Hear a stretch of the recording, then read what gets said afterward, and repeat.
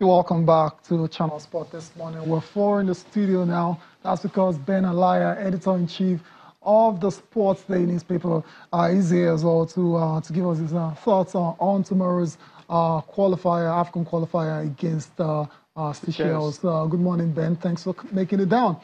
Despite the bad weather, I don't want to call it bad weather. Right. It's just inclement. But Yeah. I mean, I prefer rains. Thank you very much. Heat. Thank you. but let's go there. Let's talk about this very. Before you came on, we was asking Rotimi that some players in the squad that some Nigerians believe still have a lot to prove. They have a point to prove that they deserve a call-up. I don't know if you have any of those guys on your mind. A lot of people are ready quickly to mention Odion and Carlos' name. Do you have any other names that you might want to say to prove themselves? For me, this is a progressing process, and we cannot be bringing in new players at a time like this. Don't forget that we didn't make it to the Nations Cup in the last 2 editions, and so we have to. The squad that we have now, we have to maintain them. The squad that went to the World Cup, we have to maintain them. Unfortunately, a couple of players were injured and out, and so they couldn't make it. But we have to be careful. You might think Seychelles is a small nation, but the way they are taking it very seriously. And Seychelles, we are playing 11 against 11, and so we have to be careful.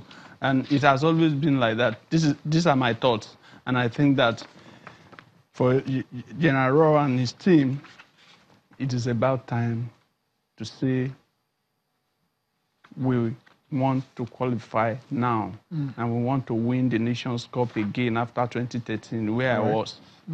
Interesting. So obviously you don't have any player in mind. So let's just I don't have any player in mind. I don't want any new player. No, not a new player. I mean any player in the squad that if you would has something to prove. Like they haven't delivered. Do you have any player?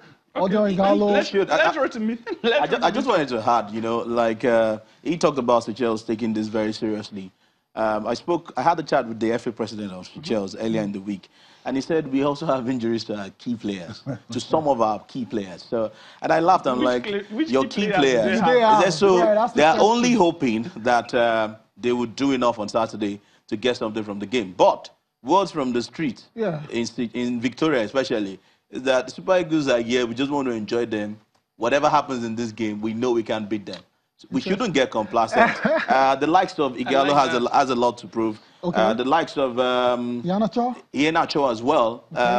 His last international game, he was booed by a lot of Nigerians, especially against Argentina. He didn't do well. So he has a lot to prove in this particular game. If he gets the nod. I don't think Awazim will get the nod. There's still other defenders that might start ahead of him. But in the middle of the park, we don't seem to have any problem. The attackers, if they get the chance to start, must take advantage and score goals. All right. And they don't score. Most times they don't score. That's why they have the chance to we have to tell them that they are not scoring. But you had a chance to mention Odion's name. You didn't mention it. I don't have to go there. I don't want to personalize anything. All right, guys. We know those who are not scoring. We should step up. Okay, Ben, we need to quickly, we've talked about this game, but let's take a quote from the manager of the team, Gernot Rohr. What he's saying ahead of the game, he's saying, look, everyone realizes the importance of this match. We are currently number 3 in our group, and that position does not befit the Super Eagles of Nigeria. It is not good for us because it is outside the qualification range. The players know this. They know that on Saturday they have to show character to put our campaign back on track with a good result. We are not here on vacation. We are here for serious business. We have a young, ambitious team, and Nigeria has a better pedigree in the game of football than Seychelles. But we must not underrate them in any way or take things for granted. Coach of Super Eagles, Gernot Rohr, echoing the thoughts of everybody. Our pedigree. If you're in Seychelles, you might be tempted to think you're on vacation. That's the truth. But hey, all right. Let's hope they do this business. I also think that the man is thinking right. Yeah. Which is sending the right message. Sending the right message to the players. Whatever he's telling them in camp, I don't know. But he must tell them the truth. We are not here to play vacation. We are here to win. Get a result. That's it for the Spurs of Nigeria. We'll move on and we'll see what happens on Saturday. Before we go on our final break now, okay, I think we'll go on our final break now. But still to come, we'll be reviewing what went down in the UEFA Nations League yesterday. We saw France taking on Germany. We have the result for you.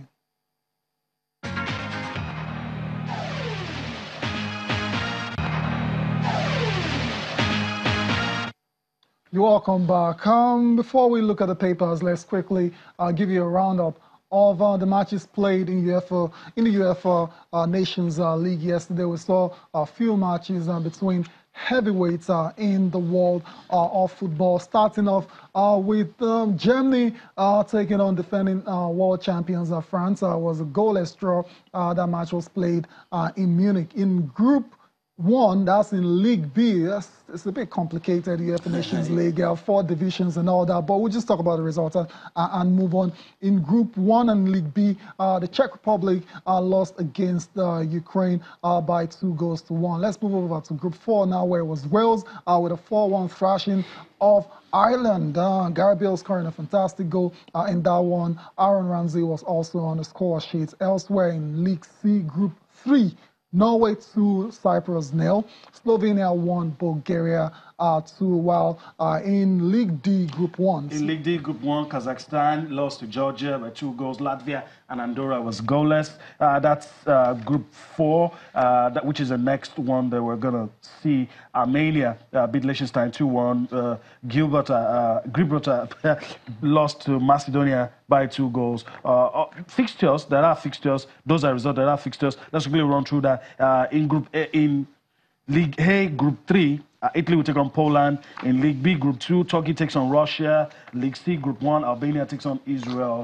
Group 4, Lithuania takes on Serbia. Romania takes on Montenegro. And in League D, Group 3, Azerbaijan takes on Kosovo. Faroe Islands also take on Malta. These are some of the results and fixtures from the European Nations League. Does take some understanding, but we'll do what we can with that one. Let's go straight to the papers with a few minutes that we have left. I'll just take an headline. I'll let you guys quickly react to this. A lot of interesting stories. But the coach of Seychelles, on the bottom strip of Complete Sports for today, the coach of Seychelles saying that we can beat Eagles in Victoria. I don't know if he really means that, though.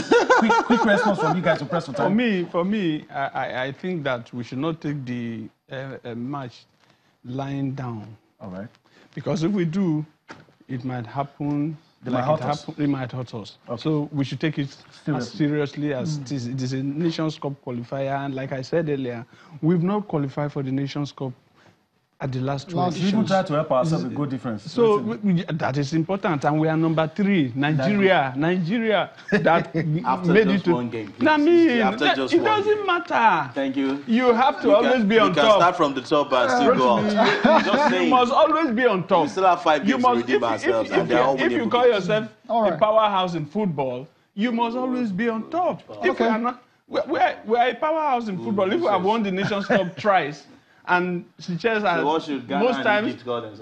Yeah, I don't know. Superpowers. They can call themselves what they want, whatever they want.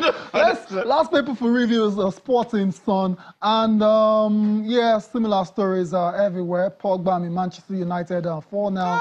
Rohr, no hiding place for Seychelles. And just one, a bit of boxing. Anthony Joshua, we're very close to that fight against Alexander Povetkin. He says, I'm going to dismantle the Russian come September 22nd. Fantastic. AJ is your guy. AJ is... What round is he knocking out Povetkin? I think it's the 5th round. Then we are preparing now.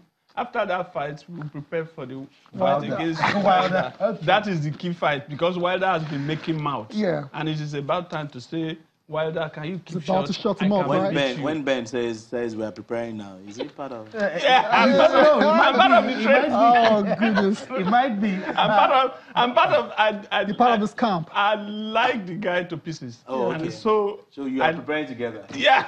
So I think, and it's psychological. It's also spiritual, and it's also moral, and it's also Nigerian. You're looking for a sparring partner, AJ. It's 1 year. Okay. Thank you. You think it's going to be easy? Quickly, you think it's going to be easy? For Joshua? No, it's not. Okay. But it's going to win. All right. Guys, I want to thank you. We'll continue this conversation when we're out of the studio. But guys, I want to thank you for showing up today. Round 5. Okay. I'll note that. All right. I'll Keep that. Keep that. If I come back next week, I'll tell We got to go, Ben. We got to go. Thank you for allowing us to be a part of your day. I will do this again next week. I'm Yemi Adebayo. Bye-bye now. Enjoy the rest of your day. I'm Tayo Salam.